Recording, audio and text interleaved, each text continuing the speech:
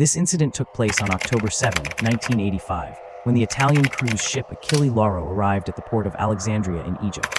It was the fifth day of its voyage, which had started from Genoa. On board were 748 passengers and 450 crew members. At Alexandria, 651 passengers disembarked, planning to take buses to visit the pyramids of Egypt. The captain then set sail with the remaining 97 passengers, heading toward Port Said, located approximately 225 kilometers to the west. Initially, everything seemed normal, but within a few hours, the situation began to change. Around 10:30 p.m., when the tourists reached Port Said, they expected to reunite with their companions, but suddenly, there was no sign of the Achille Lauro. At first, it was reported that the ship was delayed due to traffic in the Suez Canal, but after waiting for 3 hours, the truth became clear. The ship had been hijacked. Welcome Vivers the Winning Mind. The Achille Lauro spent several hours off the coast of Syria, but when it was denied permission to enter the country, the hijackers transmitted their demands to the Syrian government via radio. The hijacking was led by Yusuf Majid Al-Mulki, who made it clear that he belonged to the PFLF, the Palestine Liberation Front, and that their goal was to secure the release of 50 of their comrades from Israel. Now everything was clear. The people claiming to be Norwegian citizens were, in fact, Palestinian militants. Yusuf al-Mulki threatened that if the Jewish passengers on the ship were not released by 3 p.m., he would begin killing them one by one. The situation became even more complicated, as Syria, Israel, and Palestine were now all directly involved. The hijackers' deadline was approaching, but neither their demands had been met, nor had any negotiation team reached the ship. At 3 p.m., the hijackers sent a threatening message to Port Tartus in Syria. We have killed one American hostage, and the next one is next. However, Syrian authorities completely ignored them and said, "Leave here immediately." When the hijackers realized they would not succeed in Syria, they ordered the captain to take the ship to Cyprus. Meanwhile, news spread across global intelligence networks that an American passenger had been killed, though this had not been confirmed. Italy then contacted Yasser Arafat directly, who was at the time the leader of the Palestine Liberation Organization. Italy asked whether the PLO had any connection to this hijacking. Arafat not only denied involvement, but also sent a negotiation team to Egypt to help resolve the issue. This team included Abu Abbas, the leader of the PLF. Abu Abbas contacted the hijackers through a radio station in Cyprus and said, "Immediately head to Port Said, Egypt, and treat all passengers well." Yusuf al-Mulki agreed to Abu Abbas' instructions, and the captain was ordered to steer the ship toward Port Said, Egypt. Upon arrival in Egypt, Abu Abbas met with the captain and held separate talks with the hijackers, trying to peacefully resolve the situation. Both Italy and Egypt wanted the matter resolved without conflict, because if the situation escalated, it could have repercussions for Palestine, Israel, and the Arab world. But the US position was firm. These were terrorists, and no negotiations should take place with them. Despite US pressure, Italy and Egypt continued negotiations and planned to hand the hijackers over to the Palestinian Authority so they could face justice. The next day, October 9, Captain Gerardo Di Rosa announced over the radio, "All passengers and crew on the ship are safe." The hijackers disembarked and disappeared into mainland Egypt, and everyone believed the negotiations had succeeded. But in reality, the story was far from over. A few of the hijackers were Palestinian militants who had hidden their weapons in fuel tanks, causing a foul odor to spread through their rooms. As soon as the ship departed, they stayed in their rooms, using hair dryers to dry their weapons. During this, a waiter accidentally entered their room, exposing their secret. Immediately, they moved to the dining hall and began taking the remaining passengers hostage. The passengers still didn't know who these people were or what their intentions were. One hostess asked, "Who are you?" A hijacker replied, "We are citizens of Norway." Meanwhile, the radio operator in the radio room sent out an SOS call. "Achille Lauro has been hijacked." This message reached a radio station in Sweden. The hijackers quickly seized the radio room and shut down the ship's communication system. Then they summoned the captain over the loudspeaker. When Captain Gerardo arrived, he was confronted at gunpoint.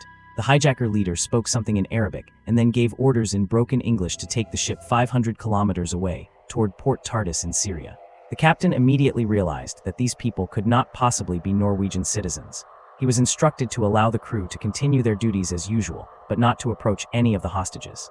Now the ship was heading toward Syria instead of Port Said, and all passengers and crew were terrified about what would happen next. Night had fallen, and the hijackers ordered the passengers to sleep on the deck floor. Meanwhile, the SOS call broadcast from Sweden caused a global uproar. The Italian government's crisis management team was activated. At first, they did not take it too seriously, but when it became clear that American citizens were also on board, the US government stepped in. To the United States, this was a terrorist attack, and their policy was not to negotiate with terrorists. The complication was that this hijacking directly involved 3 countries. The passengers were Italian, the ship was Italian, the incident occurred in Egypt. The debate then was over which country should take action. The US argued that since the ship was Italian, Italy should act first, but the Italian government preferred resolving the matter through negotiations to avoid damage to its reputation in the Mediterranean. Meanwhile, the hijackers began separating hostages based on nationality. It appeared as though they were looking for American and Jewish passengers. They singled out 20 passengers, including an elderly couple, Marley and Leon Klinghoffer, who were in a wheelchair. The hijackers told Leon to go to the upper deck, but due to his condition, he could not move. His wife protested, but the hijackers silenced her at gunpoint. Abu Abbas managed to persuade the hijackers to surrender their weapons, and on the surface, it appeared that all demands had been withdrawn. But in reality, the hijackers had already forced Captain Gerardo Di Rosa to broadcast a false message over the radio, claiming that all passengers were safe. The truth, however, was the opposite. Leon, who was in a wheelchair, was shot and thrown into the Mediterranean Sea. Hours later, when the news reached the world, it sent shockwaves across the globe. The hijackers were allowed to go free, making it clear that they had committed a serious crime and disappeared into Egyptian territory. Italy demanded that Egypt immediately hand over the hijackers, but Egypt backed off, saying, "The hijackers have left Egypt, and we have no idea where they are." According to intelligence reports, Egypt was planning to send all 4 hijackers to Tunisia, where PLO representatives were to take them into custody. On the evening of October 10, an Egyptair flight was ready. All 4 hijackers boarded the plane and were headed for Tunisia. However, neither the hijackers, nor Egypt, nor Italy knew that the US crisis team planned to intercept this flight midair. Above the Mediterranean, 4 F-14 fighter jets, 2 KC-10 tankers, and 2 E-2C radar planes were already patrolling. As the Egyptian plane took off, the US F-14 surrounded it and ordered the pilot to land at the NATO base Sigonella on the Italian island of Sicily. The pilot attempted to contact Egypt, but the American radar planes jammed all radio signals.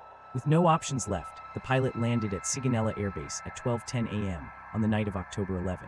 The operation was so secretive that Italy itself was informed only after the plane had landed on its soil. Since the plane had landed in Italy, and the Achille Lauro was also an Italian ship, and the murder had occurred within Italian jurisdiction, legally, Italy had the primary right to take the hijackers into custody. However, the US demanded that the hijackers be handed over to them. As a result, 80 US commandos and 300 Italian commandos faced each other at the NATO base, weapons drawn. Diplomatic tension between Italy and the US lasted for hours. Finally, Washington ordered the US forces to stand down, and it was agreed that the trial for the hijackers would take place in Italy. The Italian forces searched the plane, and along with the 4 hijackers, they also found Abu Abbas, who had been sent as the negotiation representative by Egypt. There was suspicion that the entire hijacking might have been planned by Abu Abbas, but as there was no solid evidence against him, Italy released him. All 4 hijackers were tried and received heavy sentences. Investigations revealed that the original plan was not just to hijack the ship, but to attempt to use it as a weapon for an attack on Israel. Leon Klinghoffer's body was recovered from the Syrian coast on October 13, and later returned to his home in the United States. Thus ended the harrowing saga of the Achille Lauro hijacking, which shook the world and proved that a single wrong decision can reverberate across global politics.